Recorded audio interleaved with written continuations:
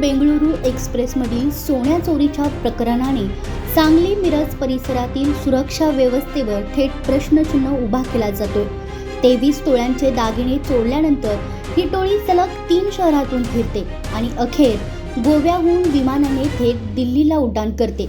निवडणूक काळात कडेकोट बंदोबस्त असल्याचा दावा केला जात असताना ही टोळी कोणाच्या नजरेत न येता प्रवास करत राहते। हा प्रश्न या घटनेतून ठळकपणे पुढे येतो। 8 दिवसांच्या तपासानंतर उलगडलेला हा थरारक प्रवास। 26 नोव्हेंबर, गर्दीने खचाखच भरलेली एक्सप्रेस मिरज रेल्वे स्थानकावर उतरण्याच्या गडबडीत सुरत येथील महिलेच्या बॅगमधील 23 तोळ्यांचे दागिने 5 सदस्यांची टोळी हातोहात चोरते। तक्रार नोंद होताच लोहमार्ग पोलिसांनी तपासाला सुरुवात केली।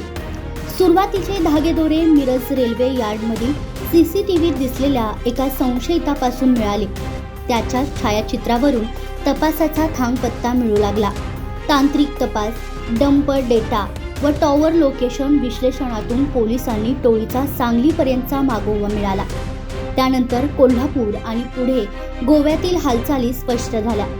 निवडणूक आचारसंहिता लागू असताना कडेकोट बंदोबस्त असल्याचा दावा केला जात असतानाही ही टोळी सांगली, कोल्हापूर, गोवा असा मार्ग काढत 30 नोव्हेंबरला गोव्याहून विमानाने दिल्लीला पोहोचते। हा तपासातील सर्वात धक्कादायक भाग। नंतर तांत्रिक जाळं अधिक घट्ट होत गेलं आणि टोळी नवी दिल्ली रेल्वे स्टेशन परिसरात आढळली। त्या ठिकाणी CPDSच्या तेजस्विनी पथकाने ही 4 जणांची टोळी जेरबंद केली। या टोळीचा प्रमुख 34 वर्षीय कुलदीप हा हरियाणातील जिंद जिल्ह्यातील रहिवासी। त्याच्यासोबत अमित कुमार, हवा सिंग आणि मोनू असे तिघे होते। या सर्वांनी एकत्र येऊन 23 तोळ्यांची चोरी फत्ते केली होती। निवडणूक काळातील कडक सुरक्षा असूनही या टोळीने सलग 3 शहरातून सुटत उड्डाणापर्यंतचा प्रवास केला। हा पोलिसांसाठी तितकाच चकित करणारा मुद्दा।